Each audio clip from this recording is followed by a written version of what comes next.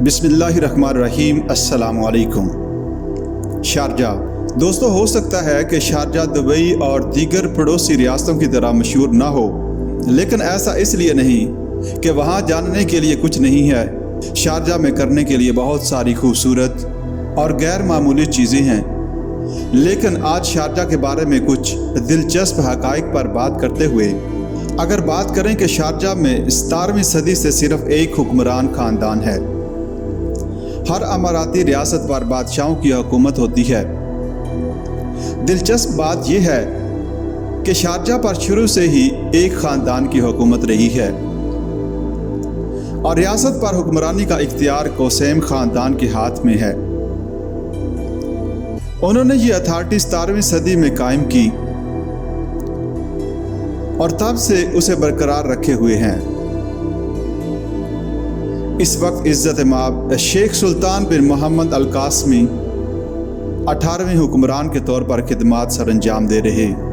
मुत्तहिदा अरब अमारात इक़्तिसादी, फ़ौजी और कानूनी महकमों के फ्रेमवर्क का इश्तराक करता है, लेकिन हुकूमत की कुछ शक्लें अलग रहती हैं। शारजा 1998 में यूनेस्को की अरब सकाफत का दरअल-हुकूमत बन गया। यूनेस्को ने शारजा को अरब सकाफत का 1998 दरअल-हुकूमत करार दिया और वो मिलकर ऐसे अफराद, ग्रोहों और इदारों को एवार्ड पेश करते हैं जो अरब सकाफत को फ़रोग़ देते हैं और उसे दोबारा तख्लीक करते हैं। इसके अलावा शारजा तीसरी सबसे ज़्यादा आबादी वाली रियासत है। अगर आप शारजा की आबादी की कसावत के बारे नहीं जानते तो ये शारजा मुत्तहिदा अरब अमारात की तीसरी सबसे ज़्यादा आबादी वाली रियासत है। शारजा पहली अमारात थी जिसने 1942 में ख़वातीन के लिए तालीम हासिल करने का हक़ मुतारफ़ कराया, जिसने मुत्तहिदा अरब अमारात की दीगर रियासतों के लिए रफ्तार तय की। शारजा की सरहदें बाकी तमाम अमारात से मिलती हैं। शारजा भी अमारात में वाहिद जगह है जिसमें साहिल हैं जो खलीज अरब और खलीज ओमान दोनों का सामना करते हैं। शारजा का मतलब है चढ़ता सूरज, जो शायराना भी है। हाँ, शारजा का सबसे ज़्यादा पुराना रिकॉर्ड शुदा जिक्र है 2000 साल पहले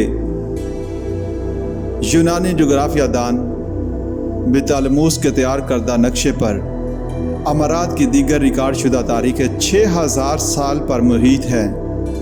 शारजा दुनिया के चौथे सबसे बड़े किताब मेले की मेज़बानी भी करता है। शारजा किताब मेला 1982 में शुरू हुआ था और तब से ये मजबूत हो रहा है। शारजा मुत्तहिदा अरब अमारात का 3% बनता है। इन तमाम कामयाबियों के लिए शारजा का ज़मीनी हुजम मुत्तहिदा अरब अमारात की कुल अराज़ी का मुहित 3% बनता है। शारजा शहर फ़न और सकाफ़त से वाबस्तगी के लिए मशहूर है और इस शहर ने अपने मकामी विरसे को महफूज रखने के लिए अच्छी कारकर्दगी का मुजाहरा भी किया। 1998 में इस शहर को यूनेस्को ने अरब दुनिया का सकाफ़ती दारुल-हुकूमत के अनवान से नवाजा। शारजा की तारीख 5000 साल पुरानी है, जब यह खलीजी खित्ते के अमीर तरीन शहरों में से एक था।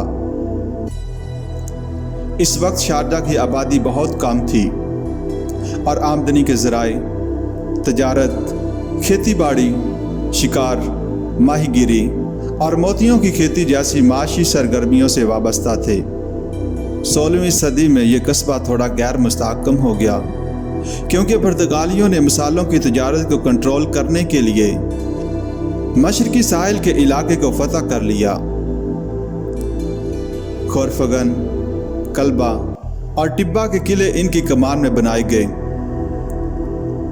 इसके बाद डच्चों ने इसी वजह से इलाके पर गलबा हासिल करने की कोशिश की। 17वीं सदी इस शहर का अहम मोड़ था जब अंग्रेज़ इस खित्ते में पहुंचे और मौजूदा शारजा के हुक्मरान ख़ानदान के आबा अजदाद कोसेम के साथ तजारत शुरू की। यूरोपियों ने बहरा रूम और हिंदुस्तान के दरमियान मवासलात के बुनियादी रास्तों को जोड़ने के लिए खलीज और बहरा हमर के इलाके को तरजीह दी। 18वीं सदी के अवाइल में حکمران قاسم شارجہ اور راس الخیمہ میں زیادہ پائیدار سمندری طاقت کے طور پر نکلے۔ 1804 میں سلطان بن سکر بن راشد القاسمی شارجہ کے شیخ بنے۔ موجودہ حکمران کے اس آباء و اجداد نے شارجہ پر 50 سال سے زائد حکومت کی۔ 18ویں صدی کے آخر میں قاسم اور انگریزوں کے درمیان تعلقات خراب ہوئے کیونکہ انہوں نے ایک دوسرے پر حملوں اور بدسلوکی کا الزام لگایا۔ 1809 میں انگریزوں کے زمینی حملوں کو روک دیا گیا۔ سال 1820 میں دوسرے امن معاہدوں میں سے پہلے دستخط کیے گئے، جس میں 150 سال تک بحری امن و سلامتی اور برطانویوں کے تحفظ کی یقین دہانی کرائی گئی۔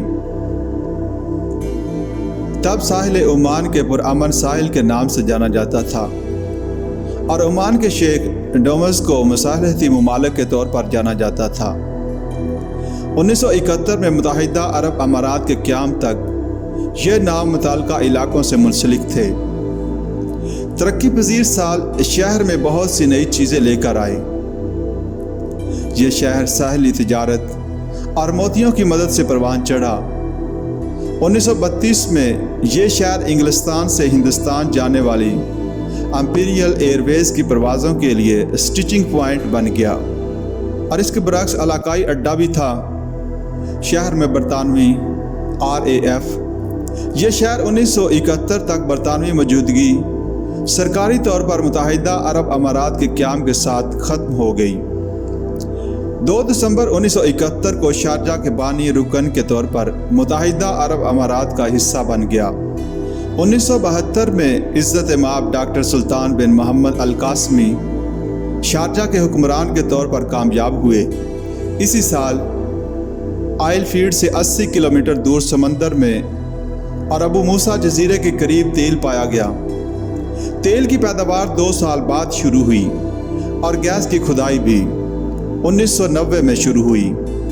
تیل کی دریافت کے بعد سے شارجہ شہر نے قدرتی دولت کی دستیابی، اس کے جغرافیائی محل وقوع کی بدولت اور شارجہ کے حکمران شیخ سلطان بن محمد القاسمی کی فراہم کردہ دانشمندی کو بروئے کار لاتے ہوئے بہت ترقی کی۔ شارجہ فن، ثقافت اور اپنے ورثے کے تحفظ کے لیے اپنی وابستگی کے لیے مشہور ہے۔ 1998 میں اسے یونیسکو نے عرب دنیا کے ثقافتی دارالحکومت کے طور پر نوازا۔ یہ شہر تعلیم کا سب سے بڑا مرکز بن گیا۔ اس کے علاوہ اس میں کئی عجائب گھر، پارکس، عربی جنگلی حیات کے لیے ایک مرکز کے ساتھ ساتھ زائرین کو بہت سی جدید سہولیات فراہم کی جاتی ہیں۔ شارجہ واحد ریاست ہے جس نے شراب کی فروخت، قبضے اور استعمال پر پابندی عائد کی ہے۔ اس شہر میں متحدہ عرب امارات کی شائستگی کے قوانین 2001 میں متعارف کرائے گئے اور ان پر سختی سے عمل کیا جاتا ہے۔ متحدہ عرب امارات کی سرکاری قومی زبان عربی ہے، حالانکہ شہر میں انگریزی، ہندی اور اردو بھی بڑے پیمانے پر بولی جاتی ہے۔ سرکاری مذہب اسلام ہے جس پر اماراتی شہری بڑے پیمانے پر عمل کرتے ہیں۔ متحدہ عرب امارات دوسرے مذاہب کے بارے میں آزاد ہے، لیکن ایسی مذہبی سرگرمیوں کی اجازت نہیں ہے جو اسلام میں مداخلت کر سکتی ہیں۔